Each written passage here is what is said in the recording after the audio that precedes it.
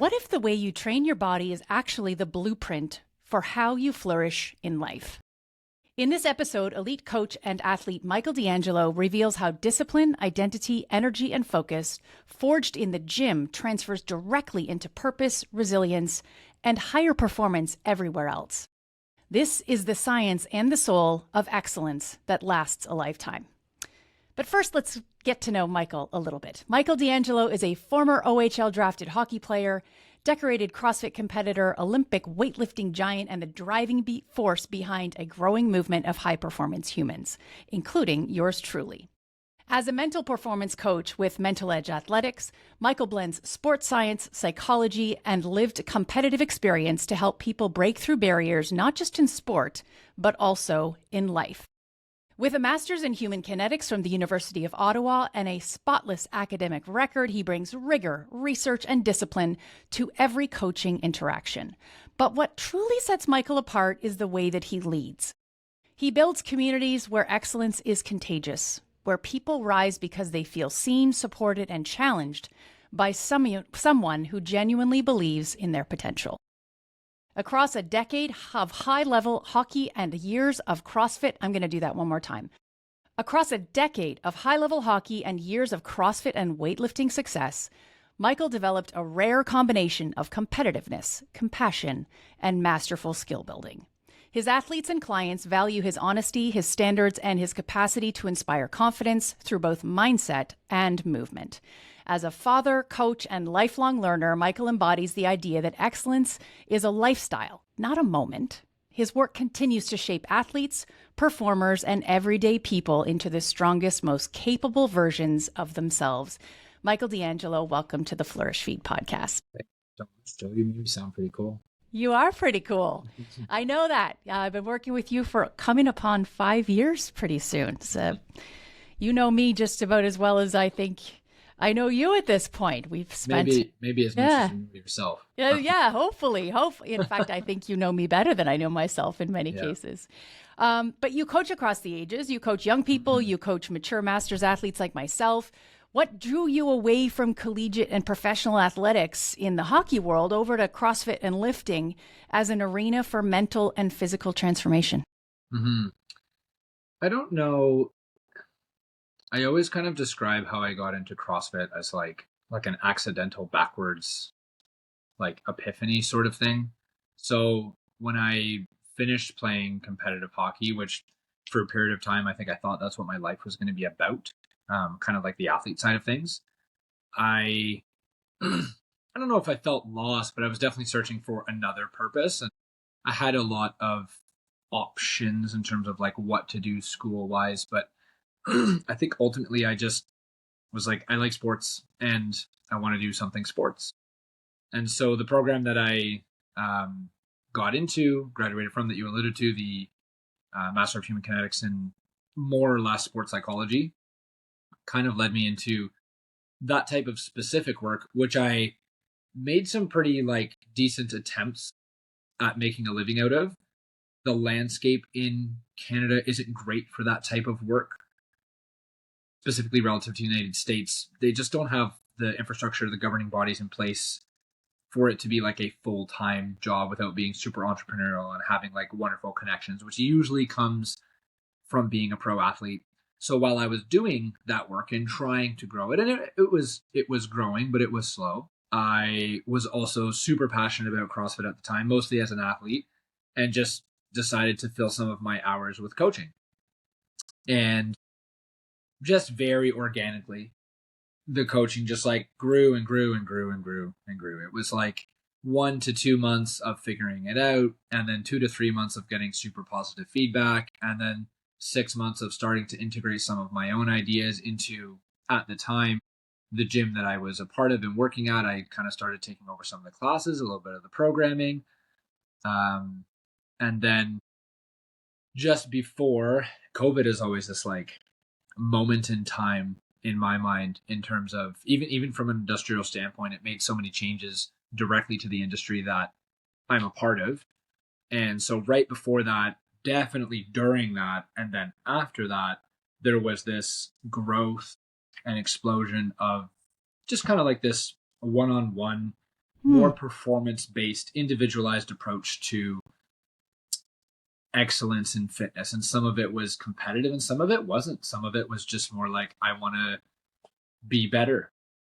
And I think somewhere along the way, I don't know if there's a moment where I can kind of pinpoint it. I've been coaching and helping people probably since I was 13, 14, 15. Like I can remember doing it a little bit less officially.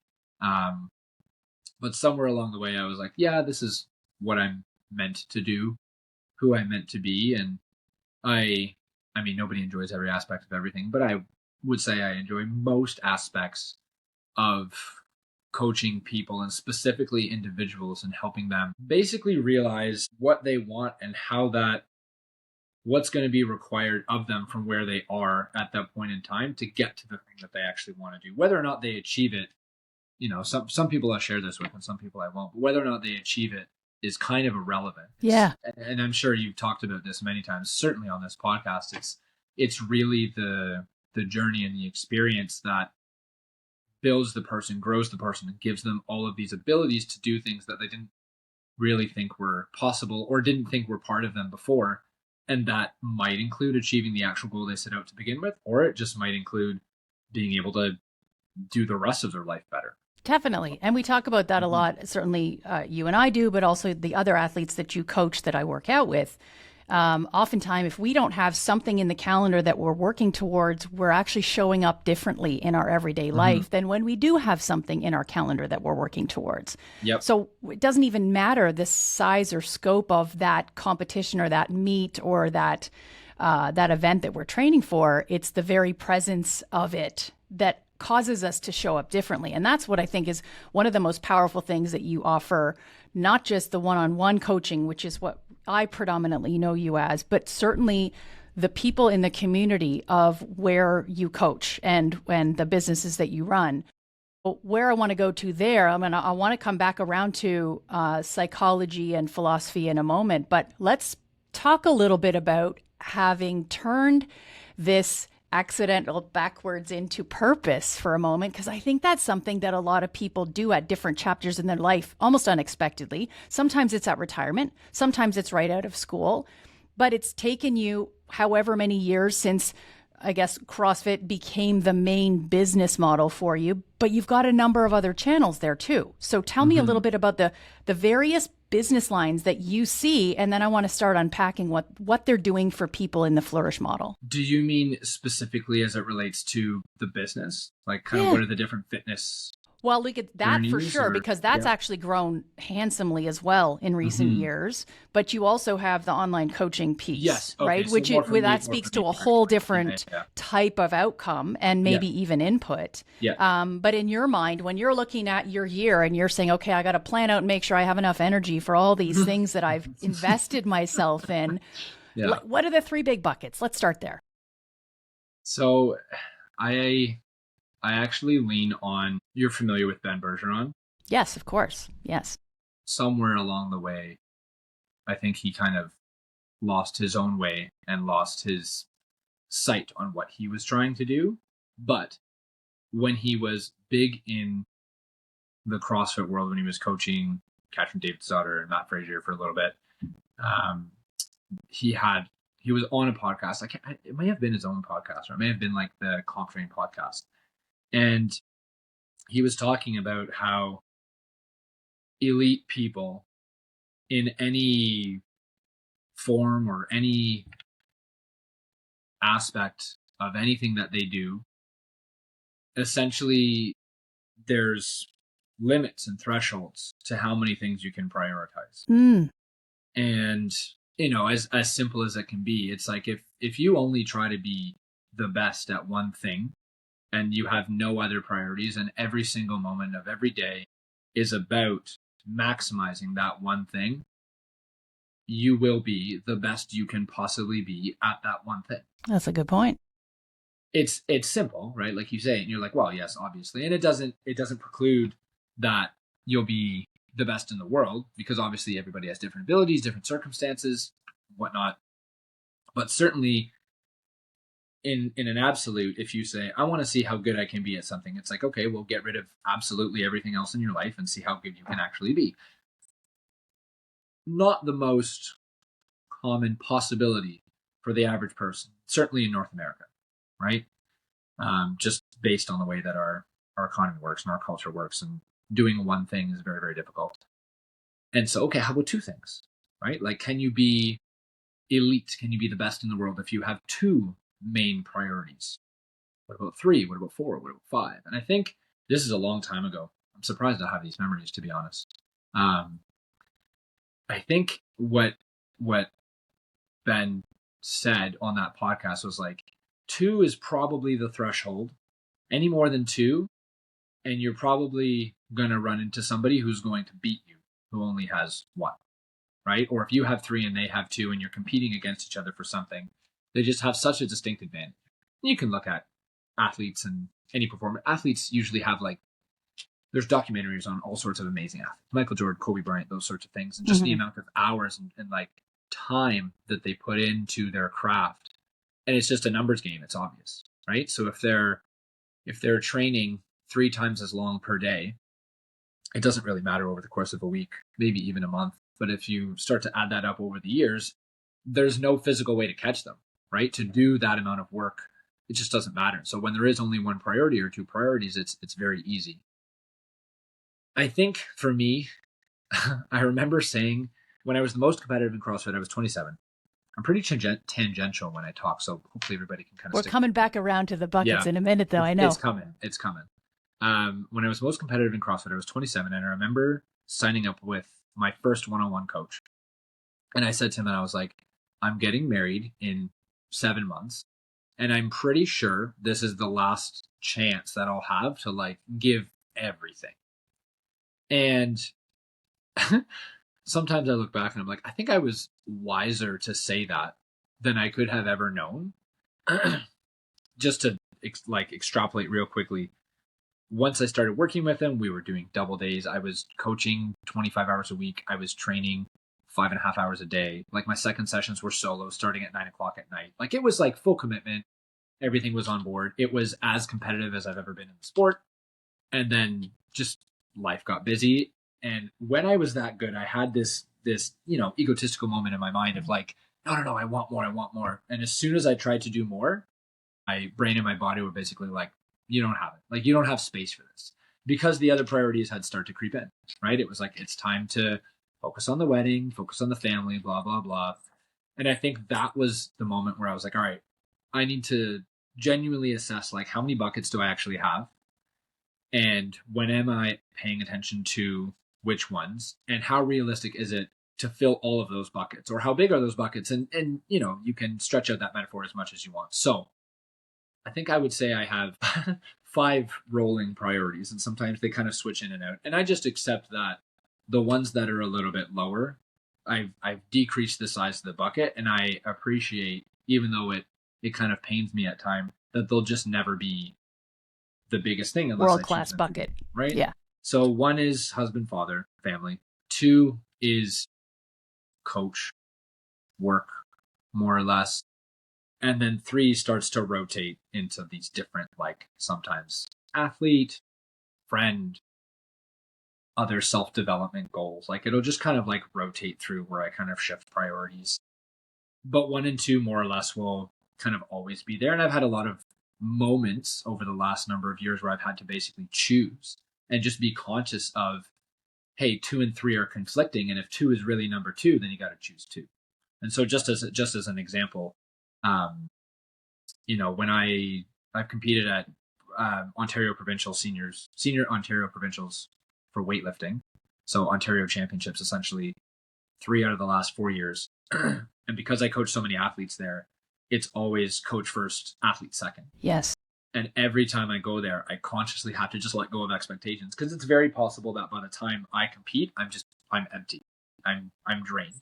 And I just accept that. I'm like, I'm going to do my best, and it might not be as good as I think I can actually do, but I have to be there for the people that I committed to, and I've said in my own mind and out loud that I've committed to first, and then I'll do the rest of it. So yeah, I've had those priorities for a long time. Since you were 27, it sounds. I think before that, I think I became more conscious of that, but even like simple things. I used to I've got weird memories. I hope I don't like open too many of these, but I remember making a password when I was 13, and it was my top 4 priorities, like at that age. Like that was my password. And it was just like, it was just something that was always kind of on my mind of like doing things the right way Yes. and being conscious of why I'm making certain decisions and that sort of thing. So That totally leads me to the mindset piece, which is the sort of psychology piece of this. And I think you come at this from the psychology side, maybe even before you were an athlete. It sounds like certainly at the age of 13, you were probably already an athlete, but you had a very strong sense of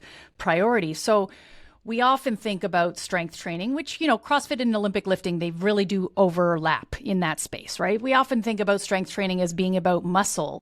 And maybe any of the sports that you participated in or coach are about muscle, but they're also, you emphasize so much more about mindset. So what are the mental shifts that you see in some of the athletes that you coach who progress from just lifting to translating that strength to the life off the platform? Like the priorities that you had in the past when you were 13, they translated for you to these priorities at 27 and on.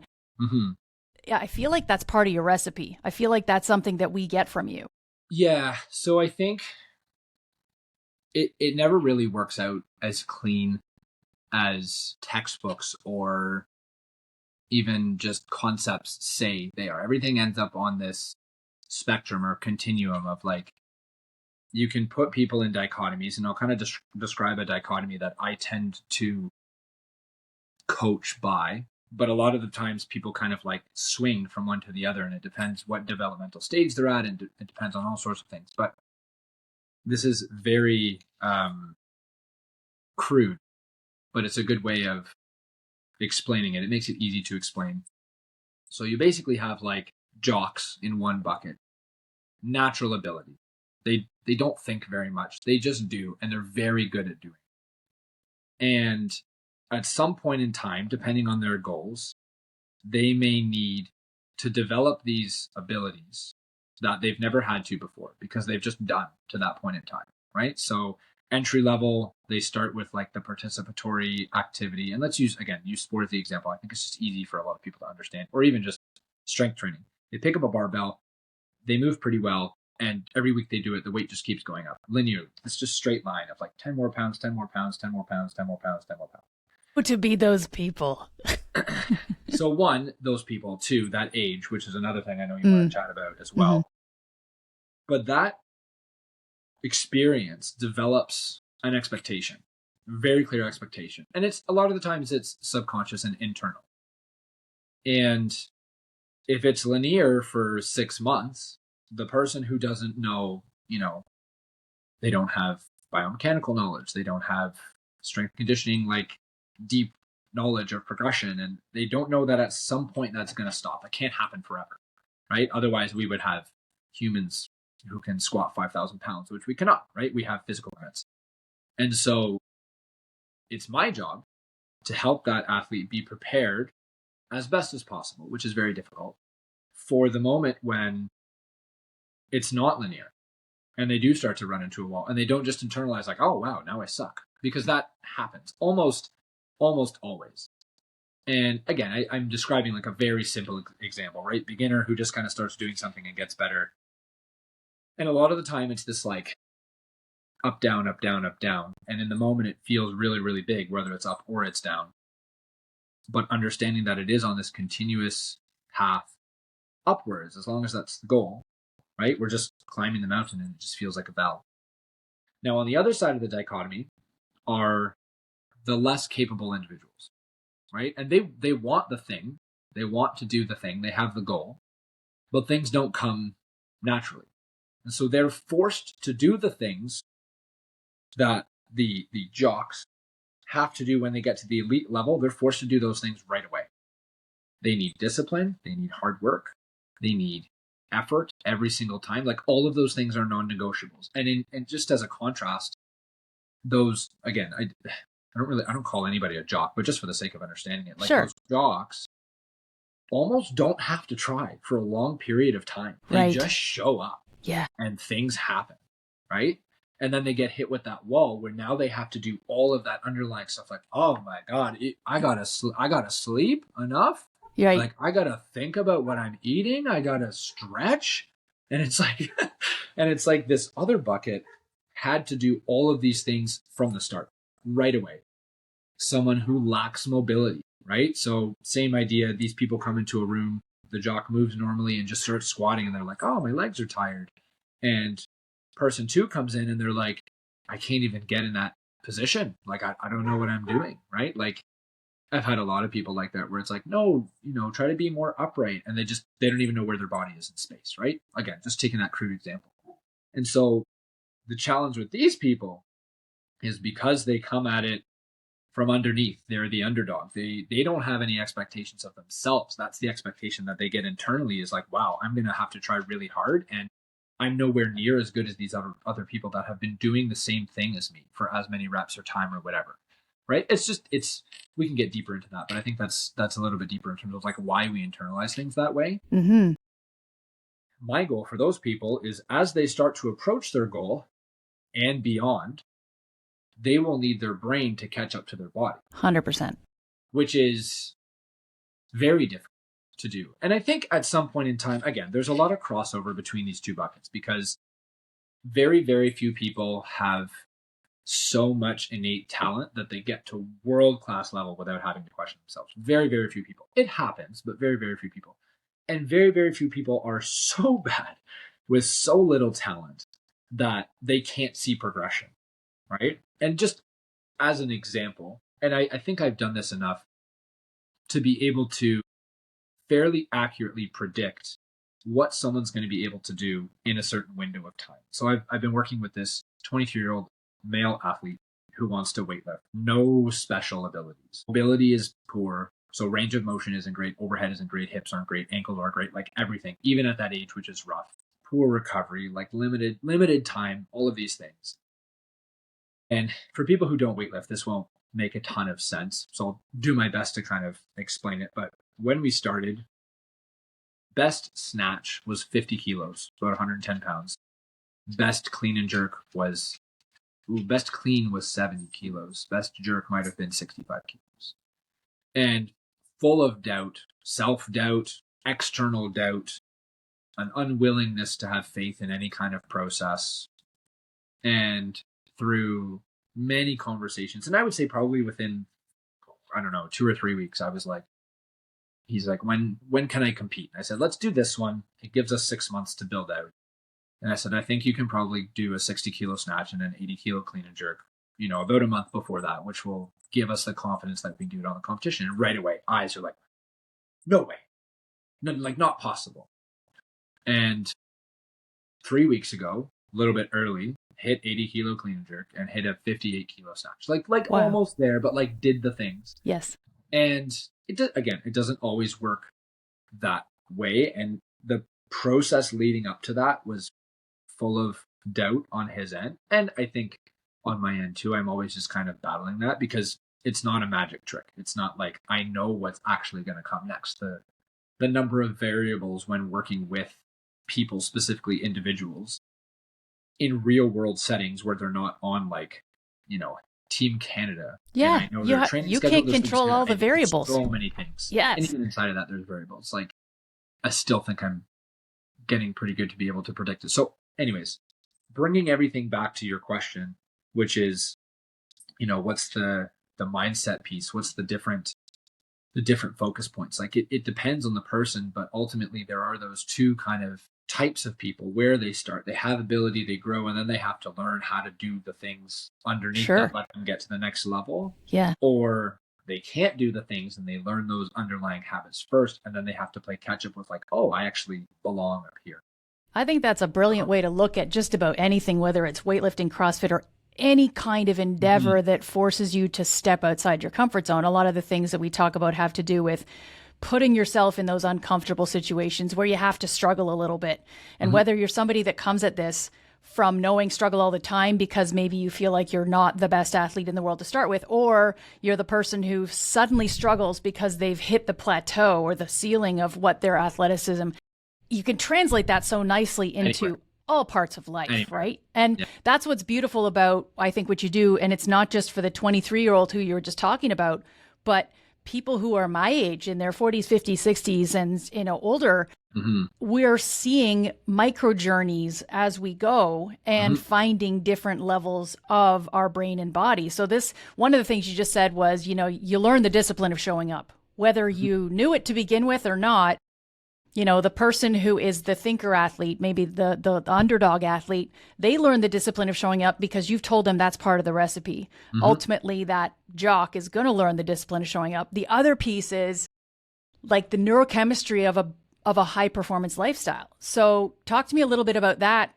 When you're maybe it's the 20 somethings, but maybe it's also the masters athletes. How do you bring that into the conversation to try to not control those variables of what they do with their life, but how do you bring that into the mindset of what we do in recovery and what we do to make sure that our neurochemistry, and that's one that I know you have had so much positive impact for me on, but how do you bring your neurochemistry to the platform and to the training hall to make sure that you're getting the most out of the practice, no matter where you're coming at it from? For sure. I think with respect to this question, coaching is so funny. It's such an art sometimes, especially when you're working with people one-on-one, and it really is about finding ways to connect with them. And I'm definitely someone who leans heavily on experience and concepts and things that I've seen work versus direct data, because I've found that direct data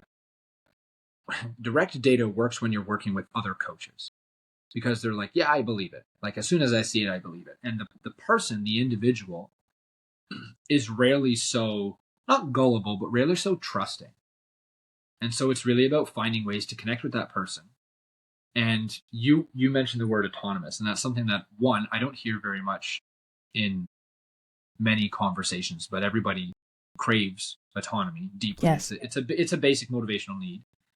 And so when I work with people, I'll usually tell them I always do like a big intake. I'll usually tell them on the first intake, like, my goal is to essentially get that person to the point where they don't need me anymore, but perhaps they still want me to guide and direct their traffic, is the way that I'm the air traffic controller. That's kind of the way that I describe it. But in the beginning, when they're lacking so much knowledge, and that knowledge is from everywhere. It's from the exercise, it's from the intention of the exercise, it's from the way they set up their life, it's the way that they move, it's their belief system, it's all of those things. And I'm not a wizard. I don't have all of the knowledge, but I certainly have a lot. I've watched probably hundreds of thousands of reps at this point. I've watched hundreds of high level athletes do their things, like so many examples, that I use that to basically say the probability of A happening or B happening or C happening is this, and then you kind of get to make the decisions, right? So like starting the autonomy right away. And a lot of the times when it comes to those, getting yourself or your mentality, your neurochemistry, whatever you want to call it, getting it right or close enough to right is a responsibility. There are so many things outside of control, right? I've got 2 young kids. Sleep is a variable that I don't control very often, right? A lot of the times it just ends up being shorter than I want it to. I've got a lot of work that I have to do, and I can't really start working until 9 p.m. most nights. That means I work pretty late. So it's just a variable that I don't have a lot of adjustable control onto. And so I have to work inside of that and be aware of that with both my own training and all other things. And on both ends, right? It's like, if I want more sleep, I probably have to cut away from something else to give myself more time to not have as much work at night.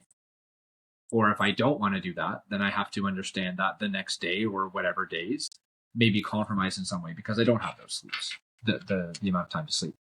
And so when I'm talking with people and individuals, and usually it comes down to their experience, the way that they feel. It's sometimes it's outcome where it's like, hey, I'm not hitting the numbers I'm supposed to. But a lot of the times it just comes down to not hitting the numbers that they think they should be hitting, or not feeling the way that they think they should be feeling. right? Like, oh, I think it should be like this. It's like, well, the first thing we have to look at is all of the intangible metrics, right? Not intangible, but metrics that are not just the weight on the bar and the reps outside the gym. Yeah. So what's your sleep? Are we taking accountability there? Is it how much is it? What's the quality? What's our nighttime routine? How do we feel when we wake up? Like, there's a lot of factors inside of that. What's our food? What's the total? What's our macro split? Like, you can just run through the details. What's our timing, nutrient timing, all of that sort of stuff. Because I remember you asking me in our intake call, and I'll never forget it. You asked me how many times I chew my food.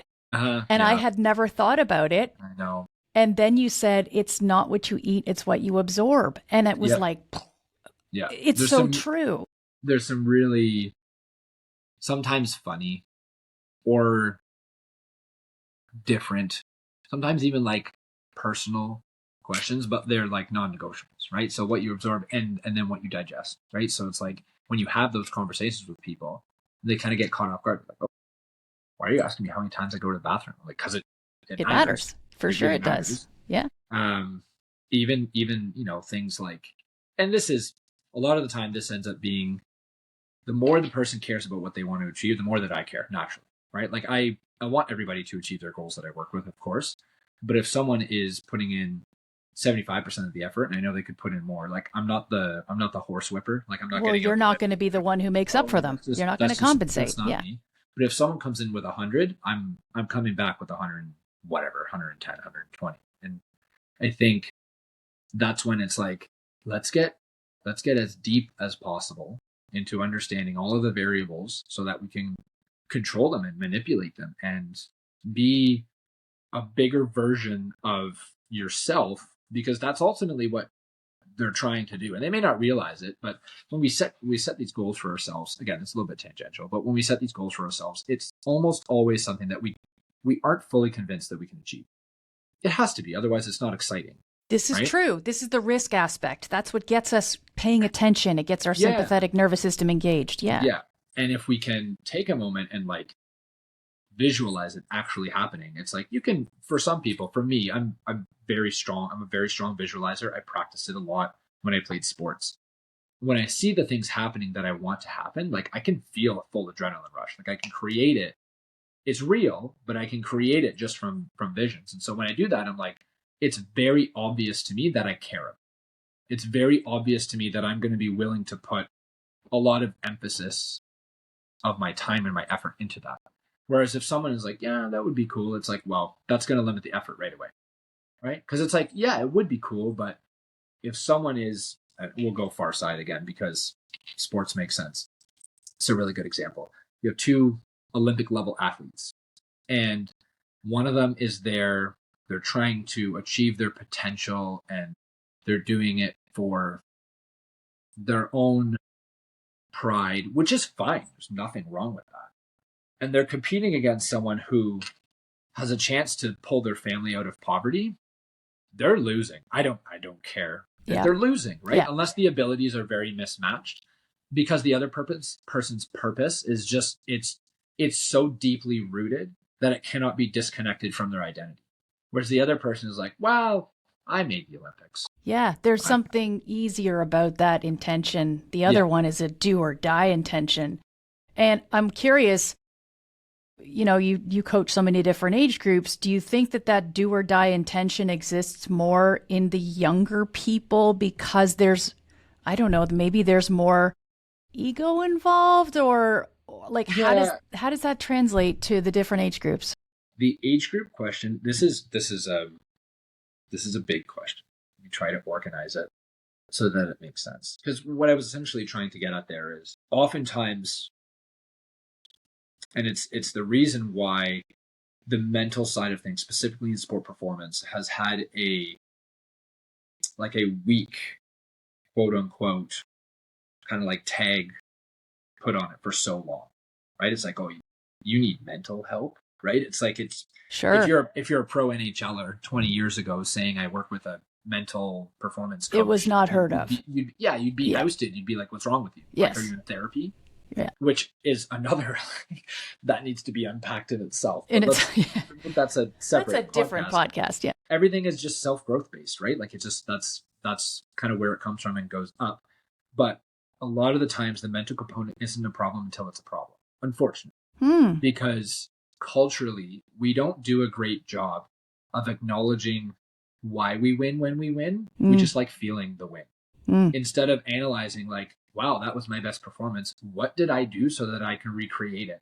And then on the other side of things, when we lose, we go too far, right? It's emotional. We overanalyze to the point of being like deeply critical of ourselves, our identity, and our purpose. And why am I even doing this? And it's like, we need to shift the scale from here to here so that when we win, we're able to recognize how much of that win were we responsible for, and how much of that outcome that feels good no matter what is just because of the circumstances. And then when we lose, we need to be less emotionally attached to the outcomes and more attached to, well, I don't like this feeling and I want the other feeling, so how do I get it? What did I do that didn't allow me to do this? And you're so good at that, because being coached by you, I've never felt the emotionality of one or the other, which probably makes me more like the first athlete, which is that I want to do this for myself and my pride, and I'm not bringing anybody out of poverty by my performance. Yeah. But the good news is that by being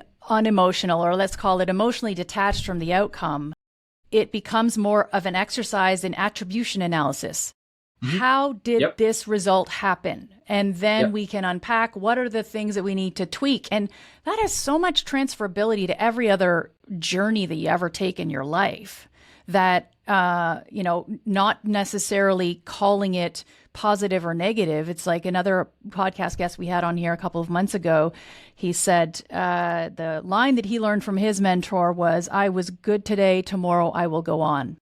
I was bad today, tomorrow I will go on. It really doesn't matter whether you were good or bad. The fact is that you will go on. So, unpacking this again and going back to the age group question, I just wonder if, as you described the natural jock versus the person who has to work at it, there's also a natural jock attribute to the younger population, I think, in that they don't necessarily have to work at it the same way. And yet when you're me and you're 50 and you're doing this, everything becomes an attribution analysis that I then feel like I'm actually getting something out of this even when I lose.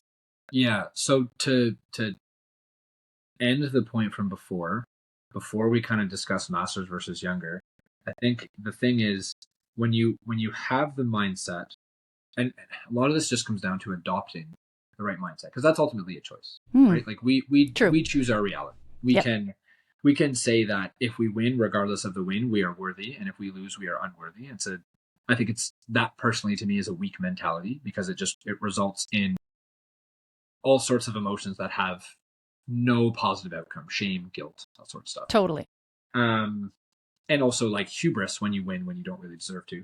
And so when you shift the mentality into basically win or lose, like Mamba mentality, this is Kobe Bryant type stuff, but you can do it whatever you want, right? You either win and you did the things that you were supposed to do, or you lose and you learn. It makes everything worthwhile. And on the opposite side of things, I hear this a lot from higher level athletes usually. When they put the effort in and they don't get the result they want, it's this like, what a waste of time. Why did I even try? Like what was the point? I didn't even do the thing and I put all this time in. One, like there's no winning that conversation. Like internally, there's no winning that conversation. And so it ends up being additional wasted effort and emotion. And two, if you shift the mindset, you actually get this opportunity and ability to learn from what you would not have been able to otherwise, right? And it doesn't, like, sometimes people will make the same mistake and it's frustrating, but if they can't get past that barrier of being able to recognize, like, this isn't the outcome I want, what do I need to do to fix it, then there's no opportunity to learn. Oh, I'll just try harder. Like, that only works the first time. Sure. Right? Like, it's most of the time, people don't lose on purpose. They don't not apply effort on purpose, except for like extraneous circumstances or political reasons or whatever it is. But ultimately, when it comes to that mindset, people will come at me, people that I work with, and they'll say, I want this and I'm not getting this. And I'll say, what are you doing to get this? Compare yourself to other people in the same category. Think about the things that we've talked about before, like how dialed is your nutrition, your sleep, your habits. How do you approach the gym? Like, do you look at your phone in between sets? Like all of these sorts of things where it's like, could you be more focused? And at the top is this completely robotic, one priority athlete or person. Again, doesn't need to be an athlete, but in our case, athlete. And they're doing all of these things better than you. How much better than you are they going to be? And the answer to that question doesn't mean, well, I'm not going to be able to achieve that. So what's the point? It's just like, well, let's get closer, because closer is better. And that goes back to that Ben Bergeron point, which I'm surprised when you said you should only have one or two, and then you said you had five. I'm like, of course Michael has five, because Michael's superhuman. Yeah, he's superhuman. But it goes back to that idea of having the one thing that you're driving at, and being so filtered that you're not letting these other distractions interfere. Yeah. And I do want to come back to the age group question in a minute, but since we're here, let's talk about attention, because attention is something you've taught me an awful lot about the number of things you can literally hold in your head while you're executing. And I think this is fascinating, because I'll tell you, last weekend when I competed, it was the first time where I was really consciously eliminating all things from my head. And yet, even as hard as I tried, little things crept in, and I noticed myself having the other thought as opposed to the thought that I should have. So tell us a little bit more about your beliefs, your position on attention. So this stuff is, I don't know if it's less applicable. It depends on the activity and it depends on the sport. But ultimately what we're after is flow state, right? When we're trying to perform in any setting, elite or otherwise, sports have different focus points, right? So I was watching football last night. If you're on the defense and the offense is on the field, you need to be focused enough to know when it's your turn to go on the field, but not so focused that you're paying attention to every other play, like the rotation of the football. Yeah. Because it's irrelevant and it's expensive, right? Like attention is definitely not a free infinite resource. That might be something that I don't think people appreciate very often. And it shouldn't be an excuse to be unattentive when you're supposed to be attentive, but certainly you cannot be 100% focused 100% of the time. And if anybody's taught me that, it's my children, because I get like 3 seconds at best. But when we talk about flow state, there's a couple of different tools that I like to use to help people, athletes. I had used myself when I was a hockey goalie, like same kind of thing. Like if the puck's far away or there's a whistle, it's like I only have to be a certain amount focused, but when the puck crosses the red line, I have to be dialed. I remember I had a coach when I was 10. It was my first like semi-competitive year. I think he was stretching it a little bit, but he was like, at all times, even if the puck's on the complete other side of the rink, he's like, I want you to know what side it's on, like whether it's face up or face down. Like that's how focused he wanted me to be. And again, I think it's more of a tool to like overcorrect a lack of focus. Dial in a 10-year-old. Yeah. But if you're that focused, then the small things don't leak by, right? They don't just kind of slip by. So I've had a lot of older athletes lately that have family concerns, illnesses, passings, that sort of thing. And it's like competition goes on. Like if you signed up, you're going to do it anyway. And so they have to adjust their emotional arousal not outside of that, but like in spite of that, with that in mind. They may be already tapped, meaning they have a little bit less access to stress hormones and stress response. And so they're going to have to artificially create that in some way or another. Maybe it's caffeine, maybe it's music, pre-workout, maybe it's aggressive music, like whatever it is, but something has to get them to that level. And so the other tool, outside of just kind of like understanding the rhythm really of the up down and when we want to be excited, is knowing what the optimal gauge is. So this one, I don't know if we've talked about this one, but I talk about this one with a lot of people, where your performance arousal level is basically a speedometer. Call it 0 to 10. 10 is like horizontal, eyes closed, sleeping, super peaceful, zen. 10 is raging, head through the wall, like out of control. An archer probably needs to be pretty close to 0. There's not a lot going on, and they just need to be focused on a single point. There's no distractions. It's kind of just like, this is your moment, do it. A fighter, UFC, boxer, probably needs to be near 10. Maybe not 10, because they still need to be able to watch their opponent and kind of adjust to their strategy and whatever it is. But they're also trying to hurt someone. So like the level of aggression needs to be significantly higher. And so depending on the task, and again, this extrapolates well beyond sports. It's like, where do I want to be on this gauge, right? Do I want to be a 5 out of 10? Do I want to be a 7 out of 10? Like, how fast are my RPMs going? And then how do I get there? Yeah. Right? So one, how do I get there? And then how do I stay there? And how expensive is it once I've been there? Like, that's another thing, but like as far as recovery. Yes. So we use weightlifting as a metaphor again, because it makes sense. You get 3 lifts, right? So first lift, everybody's always a little bit anxious for the first one because it kind of matters the most. You got to get in. It's like your ticket to play the game. So we make the first one. We're probably a little bit more excited than we want to be. And let's say arousal is like settled and it's perfect. We go into the second lift and we miss. And all of a sudden arousal goes up because we're nervous. Oh, I missed. I got to make that if I want to hit my total. Why did I miss? Blah, blah, like all of these things.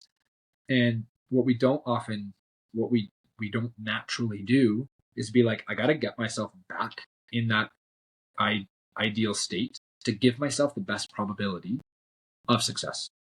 And instead, we're like frantic or like pretending that we're not frantic. It's usually one of those two. Yes. So too much or pretending that it's not too much. And rarely is it like, I missed, I'll be fine. I can make the next one. I'm just going to try harder or push harder or blah, blah, whatever. And so those adjustments, those in-game or in-session, maybe it's even like a presentation or an interview or something like that, right? Where it's like something didn't go great. Like Q&A, you get a awkward moment and you have to reset. You need a recentering tool or refocus tool, whatever you want to call it, to bring you back to optimal level, right?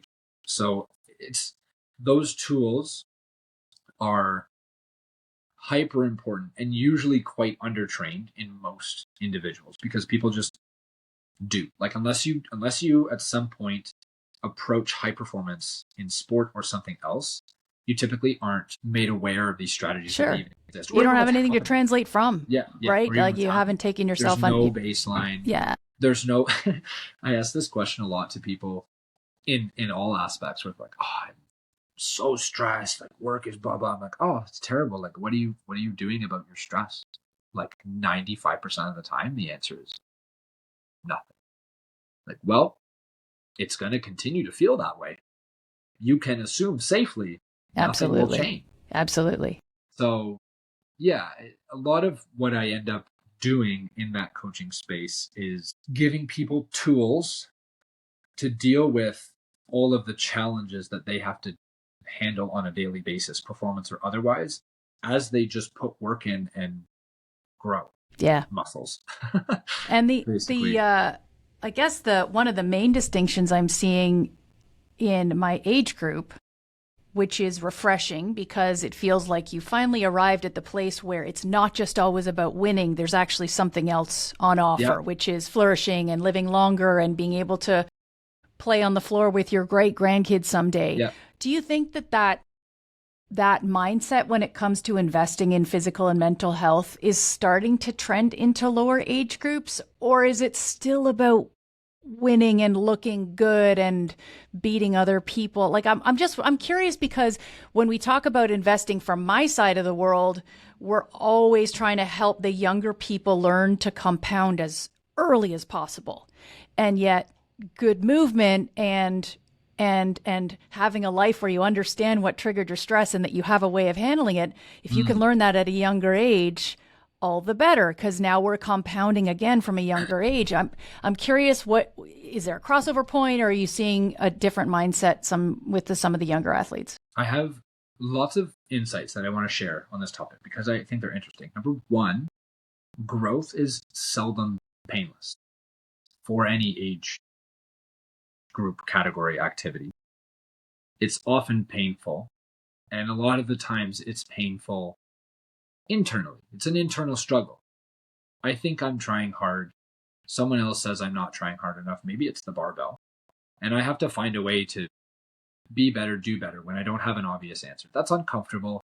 It can make people emotional. Who's better at handling emotion? A 20-year-old, a 30-year-old, or a 40-year-old? I would hope the 40-year-old. Not always true, but I would hope the 40-year-old. I wold also hope the 30-year-old is better than the 20-year-old. Also not always true, because stress is maximal around late 20s, early 30s.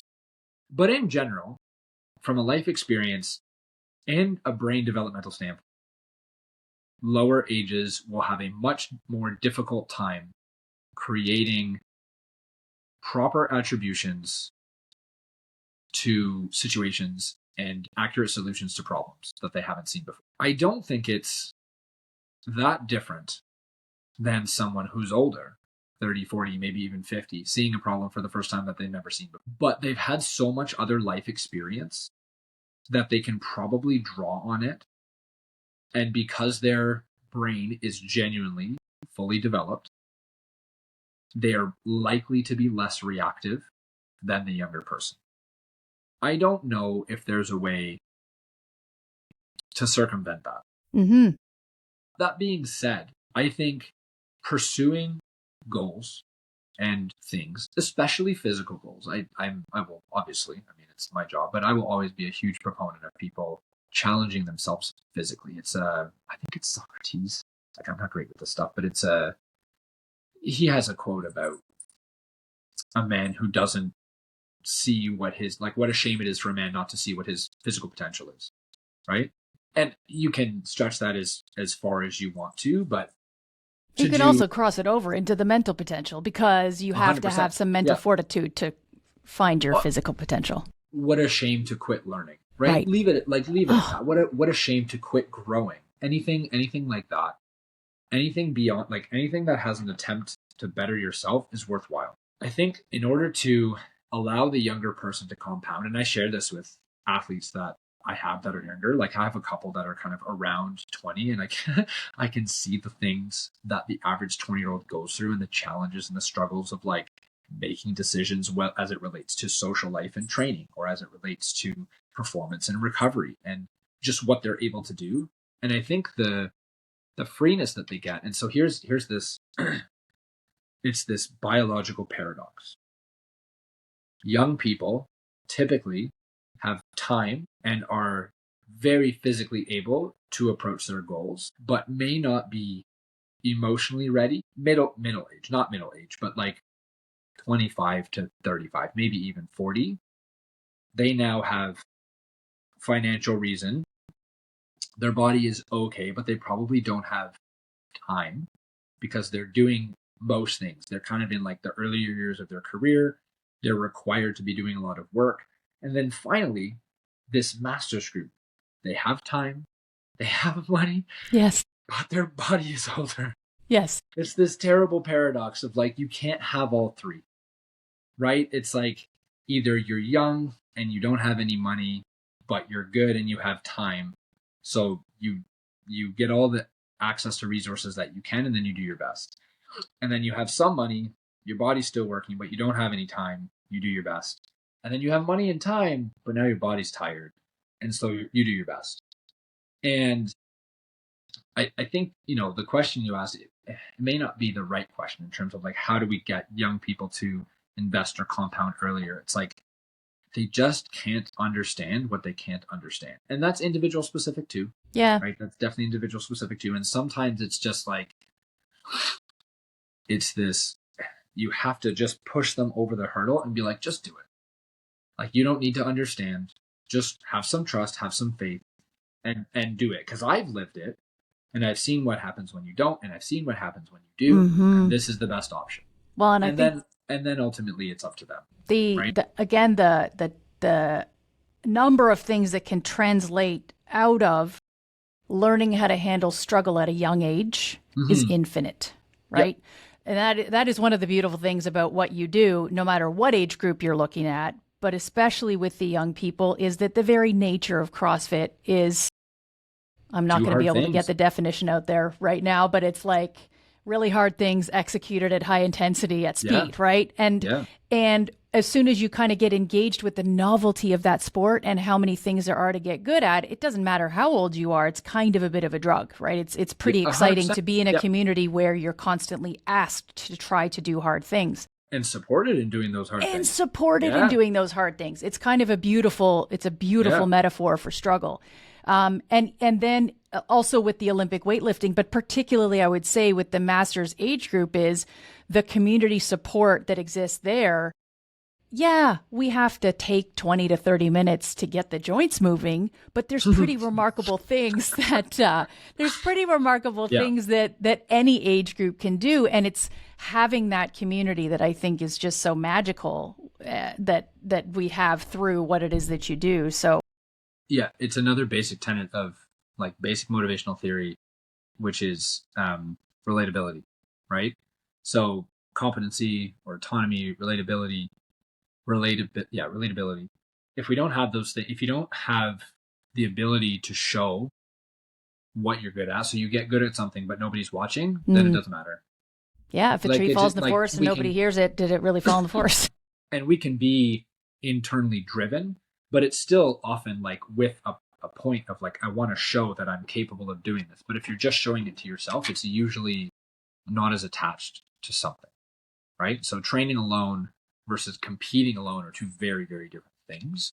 So it's that relatability aspect where it's like, you know it, but we have 20, 25, 30 people in the club on Saturday. And if somebody PRs by 1 kilo or 2.2 pounds, it's like, it's a party. Everybody it's a vibe. Everybody is elated. Everybody Absolutely. is elated for everybody else. We feel it. Because we know how hard it is to get one. Mm-hmm. Like you got to put all the effort in, all the focus in, and sometimes the stars still need to align. And so when it happens, it's a big deal, right? It is a big deal. It's this communal recognition of excellence. Yeah.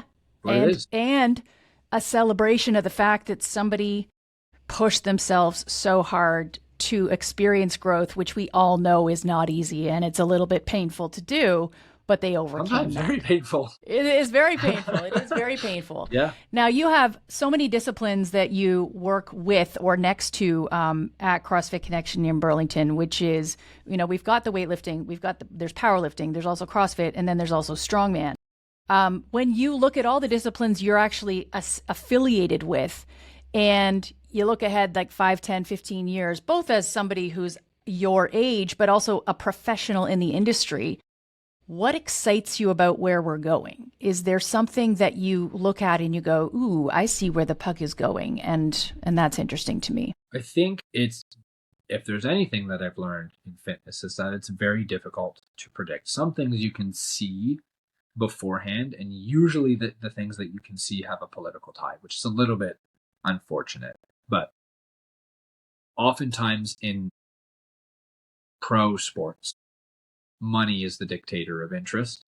And so that's where CrossFit is in this like weird crossroads. I think it'll always be a fitness method. And I think it's a very, very viable fitness method. And I think its ability to stay relevant is really going to depend on who's in charge of the money that they spend. It's a branding concern. It's an outreach concern. It's a consistency concern. And again, that's CrossFit Inc. versus CrossFit Boxes is its own. I agree. 6-week podcast. Sure. And the methodology is something that at the community level is incredibly impactful, regardless of the brand. Yeah. So what I would say is what I've always been a huge proponent of, and I think things are actually trending in this direction. I don't know if I predicted this as much as I just believed in it first, where 10 years ago, I think fitness trends were a little bit more dogmatic, right? If you do CrossFit, you do CrossFit.